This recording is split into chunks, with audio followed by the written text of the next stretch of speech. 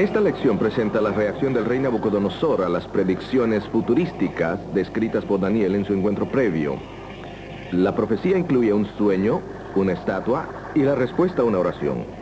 Su desarrollo nos mostró la superioridad de la sabiduría de Dios sobre la sabiduría humana al predecir eventos futuros.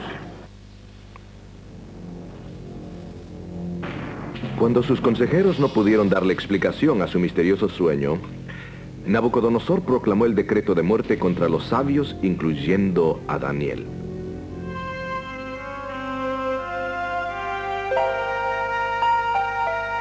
Pero Daniel oró fervorosamente a su Dios, y el sueño y su interpretación le fueron revelados.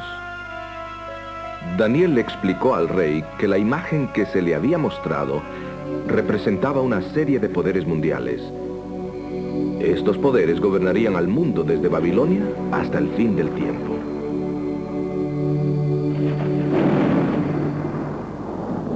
El último reino sería establecido por Dios mismo. Fue representado dramáticamente por la roca que desmenuzó a la imagen.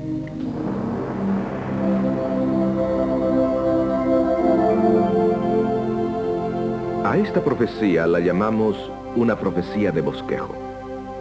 Da un bosquejo básico para las profecías más detalladas que se encuentran en los capítulos posteriores de Daniel. Lamentablemente, Nabucodonosor no aprendió de su sueño. Puesto que la roca golpeó a la imagen en los pies, probablemente razonó que él, la cabeza de oro, estaría a salvo. Las palabras de Daniel volvieron a hacer eco.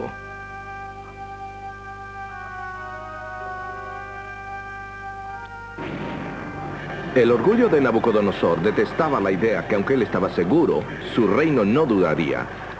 Acicateado por el motín, decidió desafiar la profecía de Dios.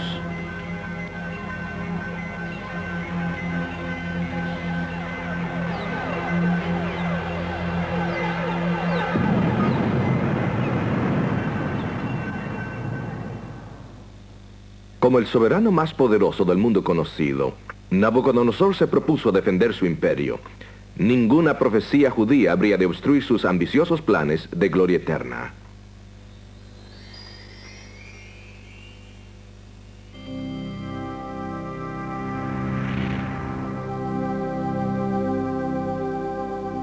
No satisfecho con ser solo la cabeza de oro, Nabucodonosor comisionó una imagen colosal hecha enteramente de oro. La imagen se levantó en honor a Anu, un dios babilónico. Cada dios tenía un número religioso místico. El número de Anu era 60, la cifra básica en el sistema babilónico. Así que levantó la imagen de 60 codos de altura y 6 codos de anchura. Para asegurarse la completa lealtad de su imperio y la seguridad de su dinastía, reunió a todos los oficiales de las provincias y los obligó a postrarse delante de su imagen. La imagen dispuso el escenario para otra prueba de verdadera adoración. ¿Cederían los seguidores de Dios sus principios y se postrarían delante de la imagen? Para compartir la conclusión de esta historia, escuchemos a Alejandro Bullion en su tema, Lealtad. Para compartir la conclusión de esta historia, escuchemos a Alejandro Bullion en su tema, Lealtad. Hola amigos, ¿cómo están? Bienvenidos nuevamente a este programa. Hoy estudiaremos una de las más impresionantes historias del Antiguo Testamento. Una historia que tiene abundantes lecciones para los días modernos en que vivimos. Tiene que ver con la vida de los 3 jóvenes hebreos que fueron llevados cautivos a Babilonia. Si estos muchachos se hubieran postrado delante de aquella imagen, eso habría sido desobediencia a un claro mandamiento de Dios. Ustedes recordarán en nuestro primer programa, señalamos que uno de los asuntos que continuamente aparece en Daniel tiene que ver con la verdadera adoración y con la obediencia a los mandamientos de Dios. En esta historia veremos estos 2 puntos como tema central. Recordemos que el punto central de Daniel tiene que ver con los últimos días, una comprensión de las historias que se encuentran en el libro de Daniel. Las experiencias de Daniel y sus amigos son esenciales para nuestra comprensión del libro en sí. Todas ellas están relacionadas con las profecías y nos dan una perspectiva práctica de cómo debemos aplicar algunos de los principios bosquejados en el libro de Daniel. Dentro de unos momentos veremos cómo el libro de Apocalipsis predice el tiempo cuando la verdadera adoración será prohibida y el pueblo de Dios será obligado a adorar en forma contraria a los mandamientos de Dios. Pero su verdadero pueblo, el pueblo de Dios, permanecerá obediente a pesar de todas las circunstancias. Ustedes recordarán que en nuestro último programa les animé para que tuviesen a mano papel y lápiz de manera que puedan repasar los puntos importantes de cada lección. Personalmente, yo puedo recordar mucho más cuando tomo notas. Así, si en este momento no tienes lápiz y papel, ¿por qué no buscas uno para tomar notas? ¿Listo? ¿Podemos comenzar? Comencemos entonces.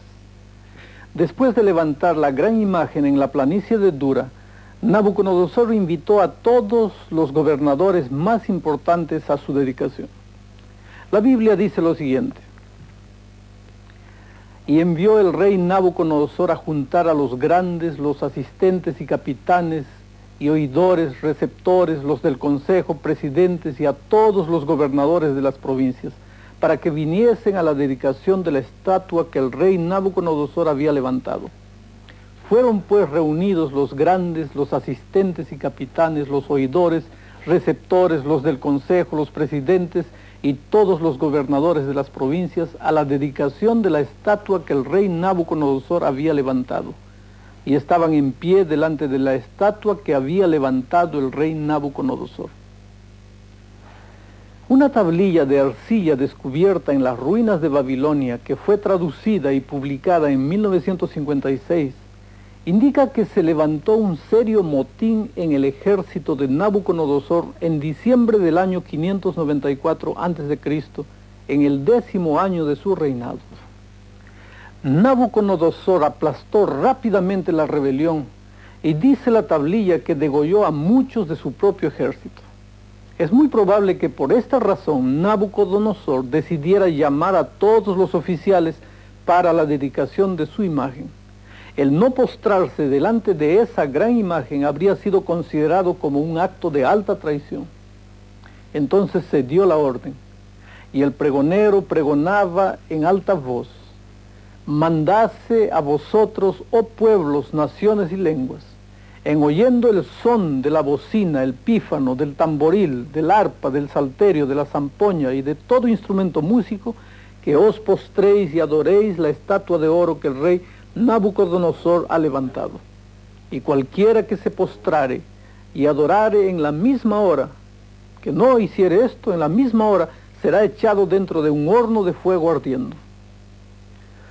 Los babilonios se tornaron muy fervorosos con esta amenaza pendiendo sobre su cabeza. Así que la escena ya está lista. No será una decisión fácil, porque todo aquel que rehúse adorar la imagen perecerá. Imagínense, si pueden, cuán seguro tiene que estar uno de lo que cree para poder sobreponerse ante tal presión. Obedecer a Dios bajo tales circunstancias no habría sido fácil para nadie. Tu religión inevitablemente tendría que significar mucho para que pudiese respetar tus principios y hacer lo que tú consideras correcto delante de la pena de muerte. Noten lo que ocurrió inmediatamente. El texto bíblico dice: por lo cual, en oyendo todos los pueblos el son de la bocina, del pífano, del tamboril, del arpa, del salterio, de la zampoña y de todo instrumento músico, todos los pueblos, naciones y lenguas se postraron y adoraron la estatua de oro que el rey Nabucodonosor había levantado. No se necesita mucha imaginación para reconstruir la escena. Allí estaban los camellos y hermosos caballos árabes. Había gran pompa y ceremonia, y destellos de grandeza, oro y gloria por todas partes. Por sobre todo esto, la gigantesca imagen resplandeciendo bajo la luz del sol. La tecnología y el costo involucrados en su construcción deben haber sido tema de conversación por espacio de muchos meses. Cuando el heraldo del rey de repente dio un paso al frente e hizo el anuncio, y se escuchó el sonido de la música, dice el registro, que toda la gente, como una grande ola en el estadio, cayó de rodillas y adoró a la imagen. Pero entonces, abriéndose paso por en medio de los guardaespaldas del rey, vinieron algunos de sus espías. El texto bíblico afirma: en este mismo tiempo algunos varones caldeos llegaron y denunciaron a los judíos, diciendo al rey Nabucodonosor: Rey, para siempre vive. Tú, oh rey, pusiste ley que todo hombre, en oyendo el son de la bocina, del pífano, del tamboril, del arpa, del salterio, de la zampoña y de todo instrumento músico, se postrase y adorase la estatua de oro. Y el que no se postrase y adorase, fuese echado dentro de un horno de fuego ardiendo. Hay unos varones judíos, los cuales pusiste tú sobre los negocios de la provincia de Babilonia, Sadrach, Mesach y Abednego. Estos varones, oh rey, no han hecho cuenta de ti, no adoran tus dioses, ni adoran la estatua de oro que tú levantaste. Yo casi puedo detectar el veneno y el aguijón de esas palabras. Noten bien lo que ellos dijeron. Hay unos varones judíos, los cuales pusiste tú sobre los negocios de la provincia de Babilonia. En otras palabras, no los podían soportar porque eran extranjeros y todavía estaban en posiciones de autoridad, inclusive sobre los mismos caldeos. ¿Pueden imaginarse ustedes cómo se habrán sentido estos tres hombres al permanecer de pie mientras todo el mundo se postraba en masa? No podían pasar desapercibidos, claro.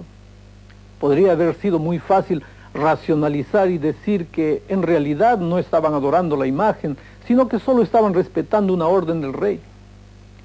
Pero ellos sabían que su fidelidad a Dios estaba en juego y era mucho más importante que cualquier cosa. ¿Recuerden ustedes ese mandamiento que específicamente prohíbe la falsa adoración? No te harás imagen ni ninguna semejanza de cosa que esté arriba en el cielo, ni abajo en la tierra, ni en las aguas debajo de la tierra. No te inclinarás a ellas, ni las honrarás, porque yo soy Jehová tu Dios, fuerte, celoso, que visito la maldad de los padres sobre los hijos, sobre los terceros y sobre los cuartos, a los que me aborrecen, y que hago misericordia en millares a los que me aman y guardan mis mandamientos. Así que para los hebreos, postrarse habría sido simplemente desobedecer a uno de los explícitos y sencillos mandamientos de Dios. Nuevamente vemos los dos puntos centrales de adoración y obediencia en esta historia. Recuerden antes que el tema central del libro de Daniel tiene que ver con los últimos días.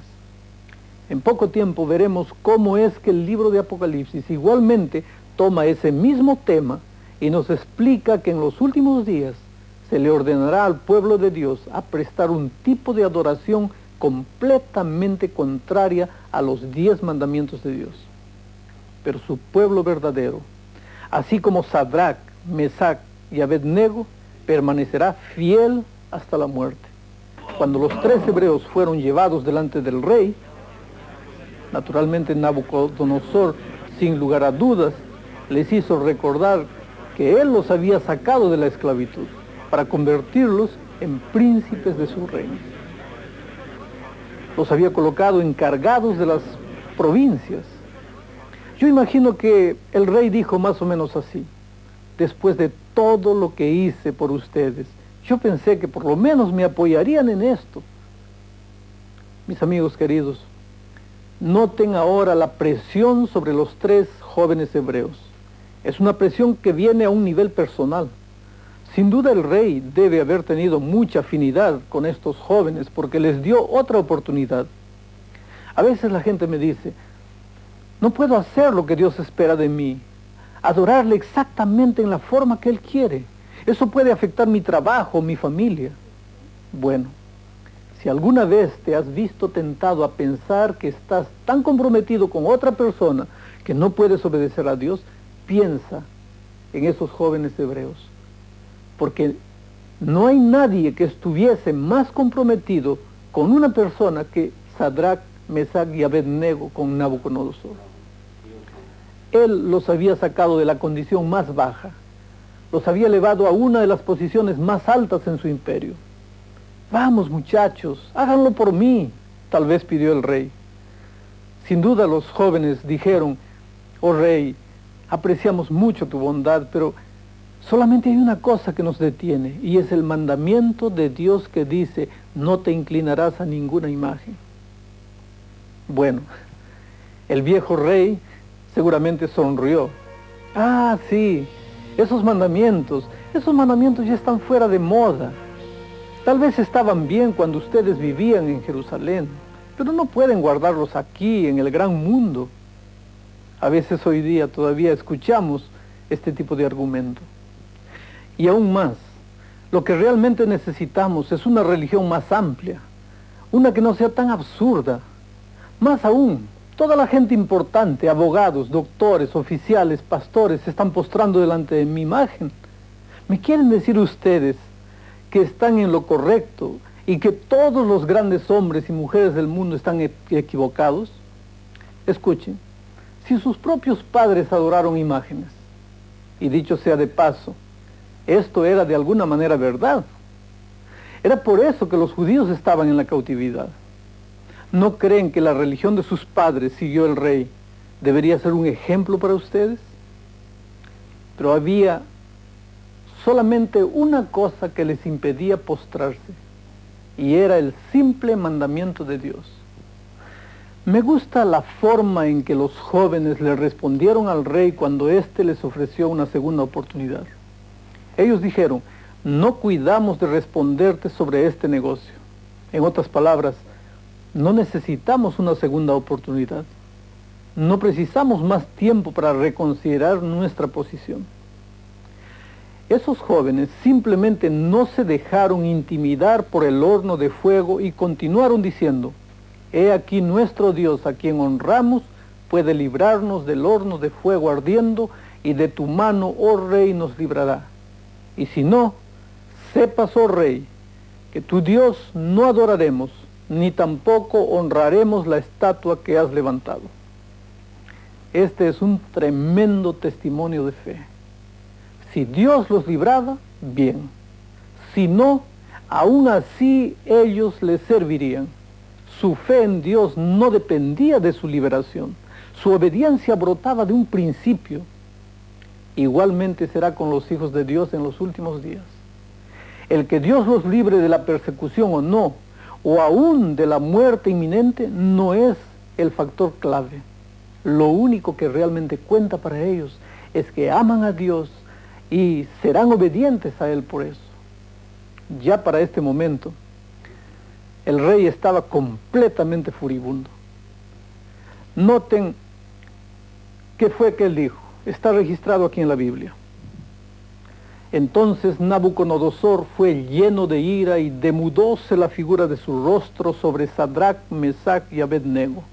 Así habló y ordenó que el horno se encendiese 7 veces tanto de lo que cada vez solía.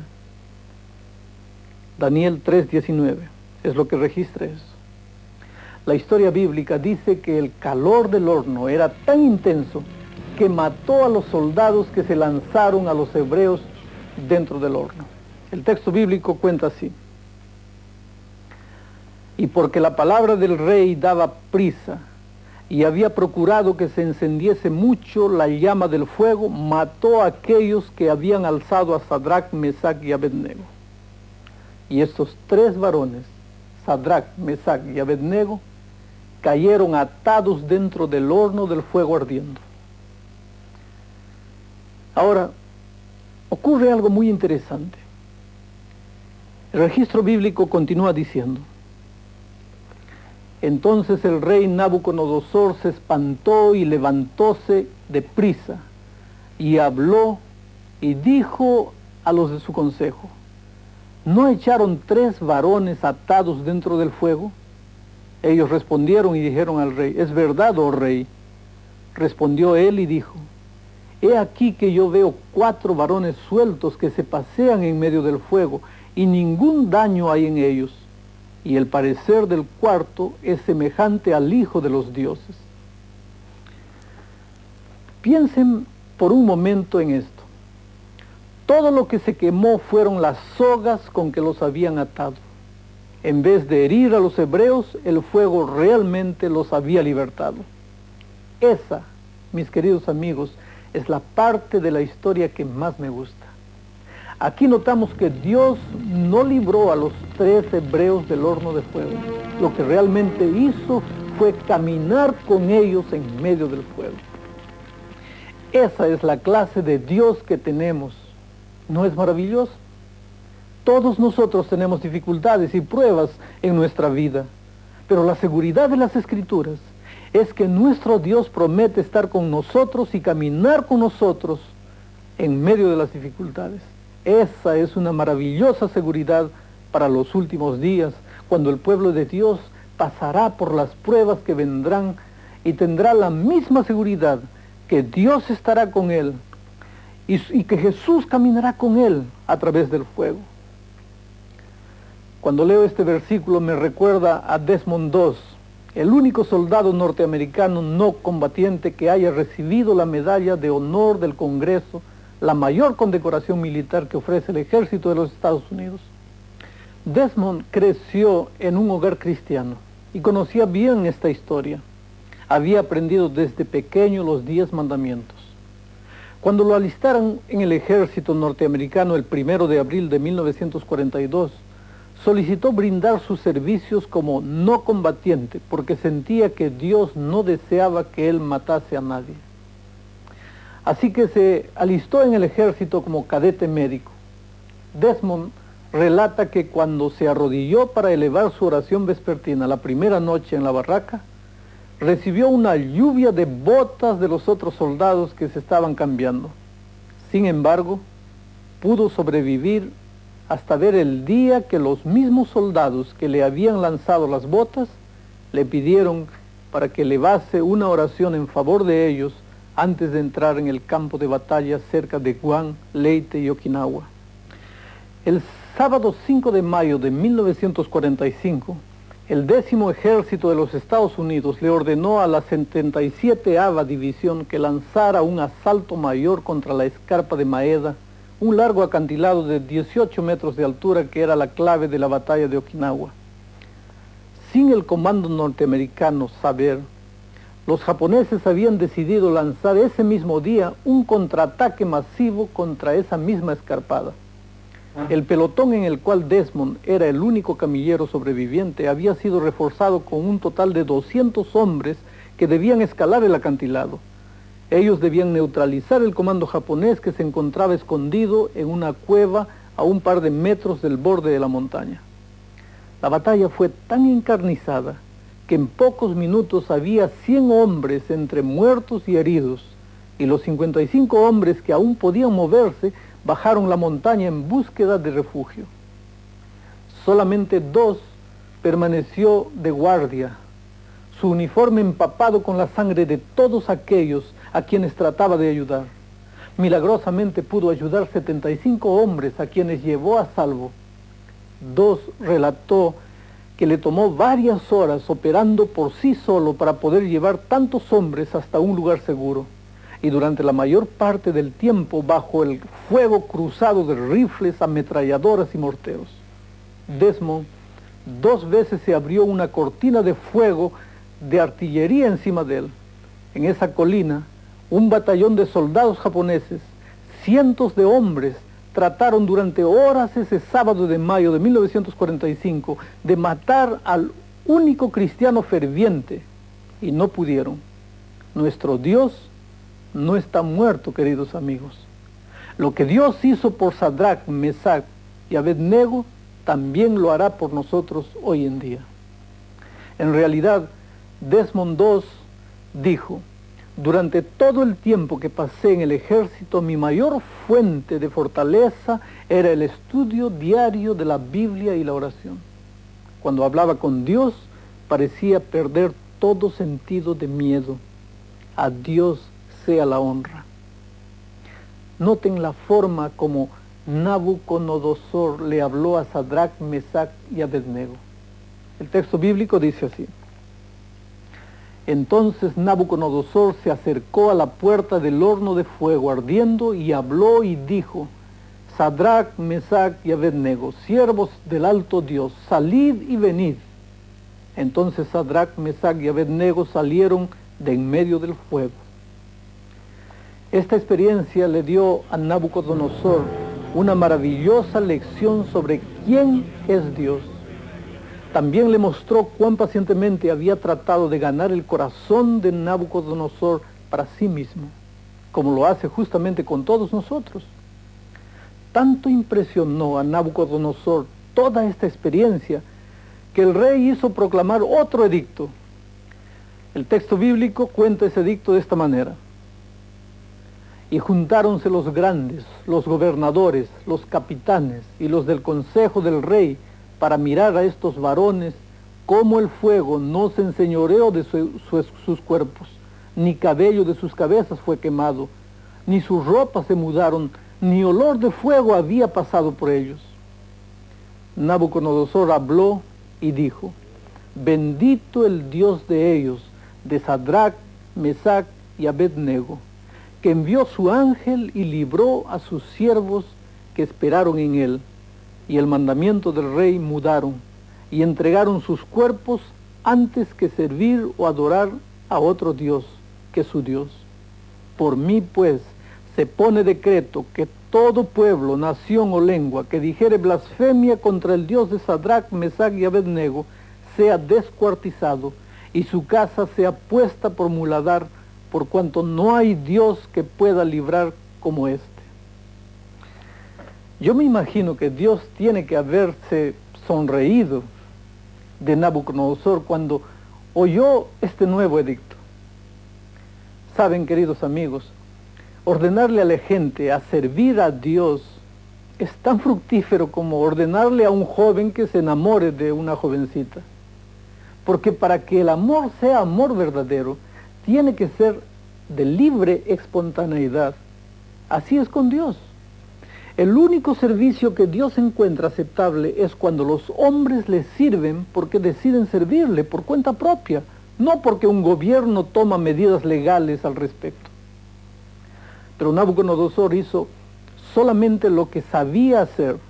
Le ordenó a la gente por doquier que adorara al verdadero Dios. Esta gran ilustración de fe y obediencia es más que una mera historia inspiradora, porque recuerden que las historias de Daniel ilustran las profecías y lo que sucederá al pueblo de Dios en los últimos días.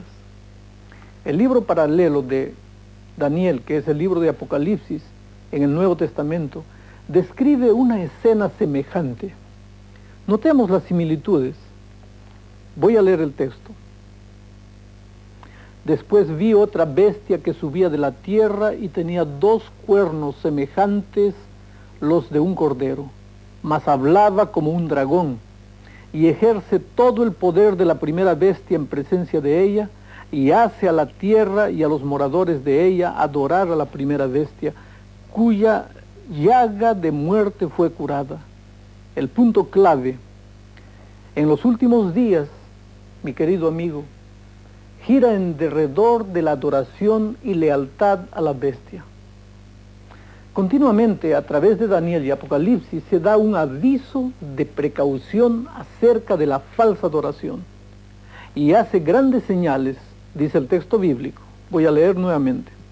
Hace grandes señales, de tal manera que aún hace descender fuego del cielo a la tierra delante de los hombres, y engaña a los moradores de la tierra, por las señales que le ha sido dado a hacer en presencia de la bestia, mandando a los moradores de la tierra que hagan la imagen de la bestia que tiene la herida de cuchillo y vivió, y le fue dado que diese espíritu a la imagen de la bestia, para que la imagen de la bestia hable, y hará que cualesquiera que no adorare la imagen de la bestia sea muerto. Luego, después que esta bestia hace descender fuego del cielo y realiza asombrosos milagros, hace una imagen de la bestia. Ustedes se pueden dar cuenta que Apocalipsis usa el mismo lenguaje que Daniel. Entonces se le ordena a la gente que adore esa imagen. Aquellos que se nieguen a hacerlo deben ser muertos. Y hacía que todos, pequeños y grandes, ricos y pobres, libres y siervos, se pusiese una marca en su mano derecha o en sus frentes, y que ninguno pudiese comprar o vender, sino el que tuviera la señal o el nombre de la bestia o el número de su nombre. Eso está registrado en Apocalipsis capítulo 13, versículos 16 y 17. Ustedes ven que se proclaman restricciones económicas. Y finalmente la pena de muerte sobre aquellos que se niegan a adorar la imagen de la bestia o a recibir la marca de su nombre. En nuestro tema de hoy no vamos a discutir los detalles de la marca de la bestia, porque este es un asunto tan importante que le dedicaremos un programa entero más adelante. Asegúrense de no faltar bajo ninguna circunstancia, porque es de importancia eterna para todos nosotros. El punto más importante que saco de esta sección de Daniel es que personalmente debo yo ser leal a Dios en estos días, así como lo fueron los 3 jóvenes hebreos en la crisis que enfrentaron en Babilonia. Creo que ustedes también quieren ser fieles a Dios, ¿no es verdad? Ahora, al ir al siguiente capítulo, el capítulo 4 de Daniel, tenemos una nueva escena, un asunto distinto. Este capítulo se concentra en el rey Nabucodonosor. El rey Nabucodonosor era un gobernante sumamente arrogante, egocéntrico y dominante, cuyos deseos eran atendidos inmediatamente por todos. Durante varios años, Dios había tratado de revelársele, pero el terco rey solo se interesaba en su propio poder. Al fin de nuestro estudio, notaremos cómo un cambio radical en este rey, que fue uno de los hombres más poderosos de la tierra. Como veremos en unos instantes, este gran gobernante racionalizaba la evidencia clara y contundente de que era el Dios del cielo y no los dioses paganos los que estaban en el control del universo. Así que observemos el hecho dramático y humillante que llevó finalmente al rey Nabucodonosor a aceptar a Dios como el supremo gobernante de hombres y reinos. Miremos. Dios le envió a Nabucodonosor otro sueño. Él vio un gran árbol. El árbol creció tanto que su copa llegaba hasta el cielo. Era tan grande que se podía divisar de todas partes del mundo. Repentinamente descendió un santo mensajero del cielo. Cortad el árbol y destruidlo.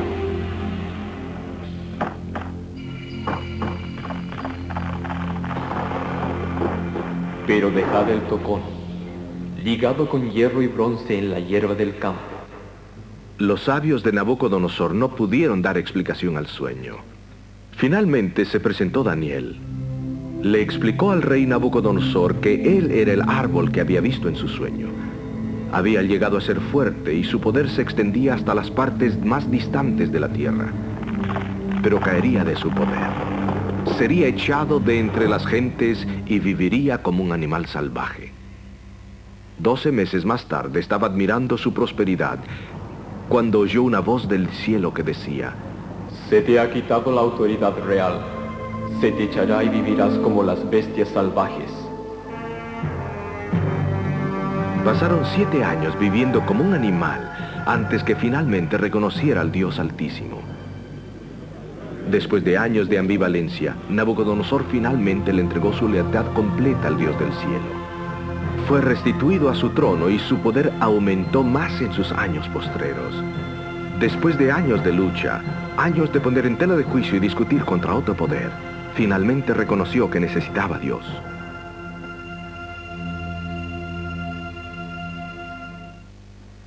Es admirable que Nabucodonosor, rey de la nación más grande que haya existido en la tierra, diese su lealtad al Dios Altísimo. Fue necesaria una gran lucha para llegar al corazón de este rey tan orgulloso. Pero después de 30 años, finalmente, este rey reconoció al Dios del cielo.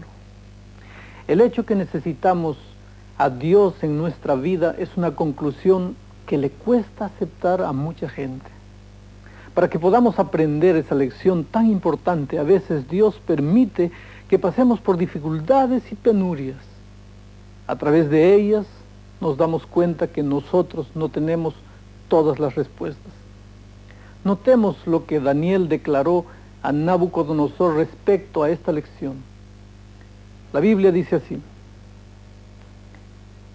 que te echarán de entre los hombres, y con las bestias del campo será tu morada, y con hierba del campo te apacentarán, como a los bueyes, y con rocío del cielo serás bañado, y 7 tiempos pasarán sobre ti, hasta que entiendas que el Altísimo se enseñorea del reino de los hombres, y que a quien él quisiere lo da. Nabucodonosor tuvo que aprender la verdad básica del Evangelio. Tuvo que estar dispuesto a que Dios gobernase su vida. Es Dios el que pone reyes y quita reyes. El mensaje de que Dios está en el control de los eventos del mundo nuevamente sale a relucir en este capítulo. Dios ama a la gente y quiere que el ser humano tenga lo mejor en la vida.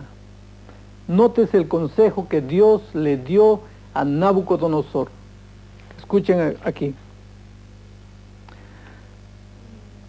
Por tanto, oh rey, aprueba mi consejo y redime tus pecados con justicia y tus iniquidades con misericordia hacia los pobres, que tal vez será eso una prolongación de tu tranquilidad.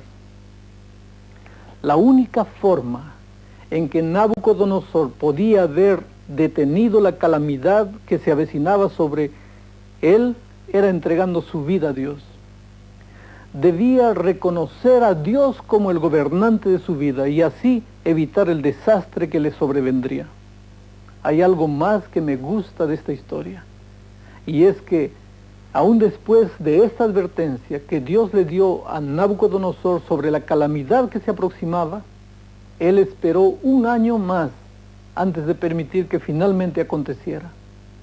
Dios esperaba que Nabucodonosor respondiera positivamente, pero no lo hizo. Algunas veces, así como en el caso de este rey, Dios permite que la gente se hunda hasta lo más profundo antes que puedan reconocer la necesidad que tienen de él. Eso fue justamente lo que ocurrió con este rey. La profecía se cumplió al pie de la letra y el rey estuvo loco durante un periodo de 7 años.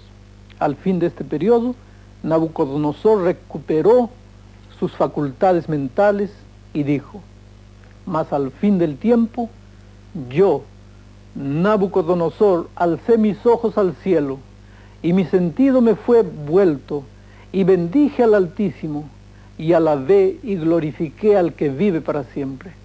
Ahora yo, Nabucodonosor, alabo, engrandezco y glorifico al Rey del cielo, porque todas sus obras son verdad y sus caminos juicio, y humillar puede a los que andan con soberbia.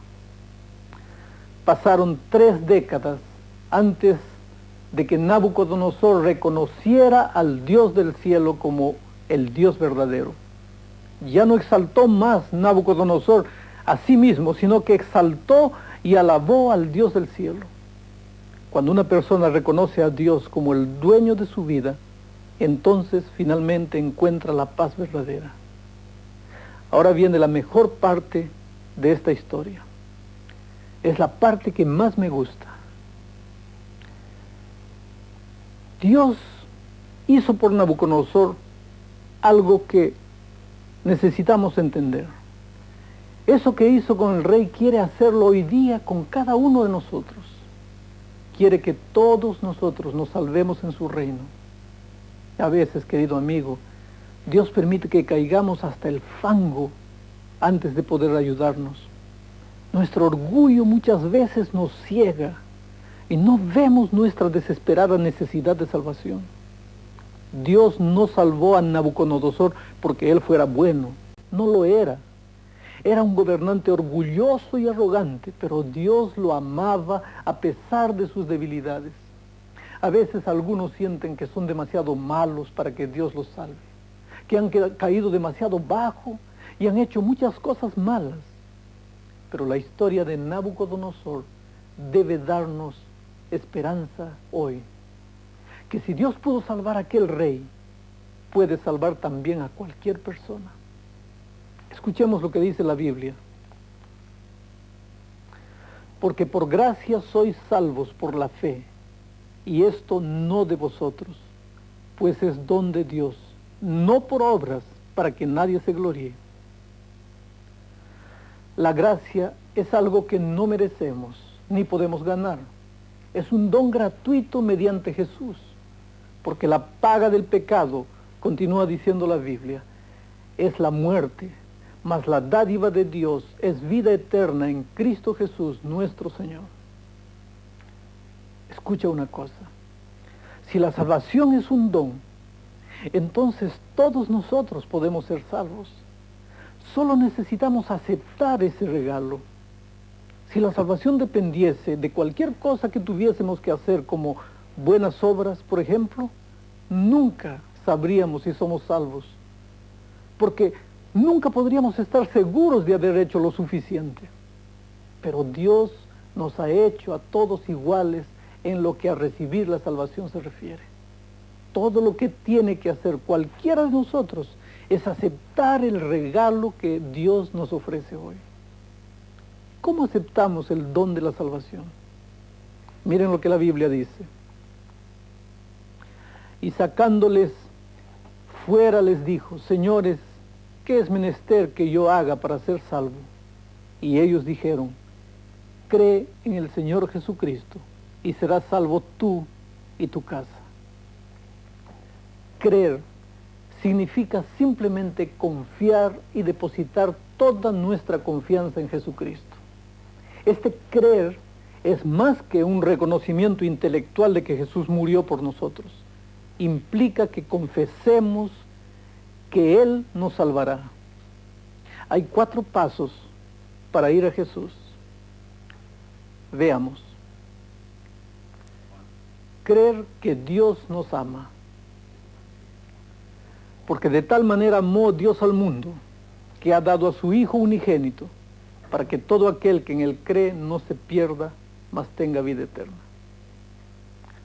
Ahora el segundo paso. Permitir que el Espíritu Santo nos guíe al arrepentimiento. Hechos 11:18 dice lo siguiente. Entonces, oídas estas cosas, callaron y glorificaron a Dios diciendo, de manera que también a los gentiles ha dado Dios arrepentimiento para vida.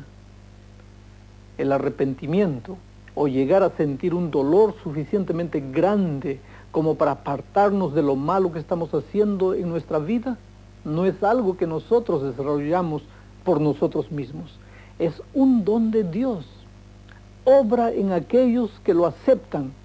Cuando aceptamos a Cristo, Él nos da un espíritu de arrepentimiento, de manera que en forma espontánea nos damos cuenta que queremos algo mejor en la vida.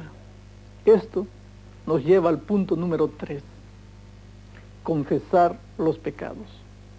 Primera de Juan 1:9 dice, si confesamos nuestros pecados, Él es fiel y justo para que nos perdone nuestros pecados y nos limpie de toda maldad. Y la sencilla realidad es que si yo le pido a Jesús que me perdone por mis pecados y equivocaciones, Él lo hará. No cabe la menor duda. Si yo fuera a la policía local y presentara una confesión completa de algo malo que hice, puede ser que me pongan en una celda y me den una multa, dependiendo de la seriedad de la infracción. Pero si confieso todo a Dios, Él me da una hoja en blanco y yo puedo comenzar de nuevo. Eso es algo extraordinario. Abrir la puerta del corazón. Esa es la siguiente medida que tenemos que tomar. Abrirle el corazón y permitir que Jesús entre. Apocalipsis 3:20 dice lo siguiente. He aquí yo estoy a la puerta y llamo. Si alguno oyere mi voz y abriere la puerta, entraré a Él y cenaré con Él y Él conmigo. Esto, mi querido amigo, significa que ahora el amor de Jesús controla mi vida y Él me da el poder para hacer lo que Él quiere que yo haga. Permítanme ilustrarlo de esta manera. Un niñito va caminando por la orilla de la playa y al lado de la playa hay una grande montaña. El padre del niño le dice a su hijo, ¿quieres subir la montaña? El niño mira la montaña y se da cuenta que sus piernecitas nunca podrán subir esa gran montaña. El padre pregunta de nuevo, ¿quieres subir la montaña? Sí, le dice el niño, pero no sé cómo podré subir. Ah, responde el padre, si tú quieres subir, yo te cargo. ¿Ven ustedes? El niño toma la decisión, pero el padre provee el poder muscular necesario. Así es también en la vida cristiana. Dios nos pregunta si queremos ser salvos, pero sabemos que nuestra fe es pequeñita y débil. Si se lo pedimos, Dios suplirá el don de la salvación y el poder necesario para vivir como Él quiere que vivamos. Es así de sencillo. No depende de si hemos vivido una vida buena o mala.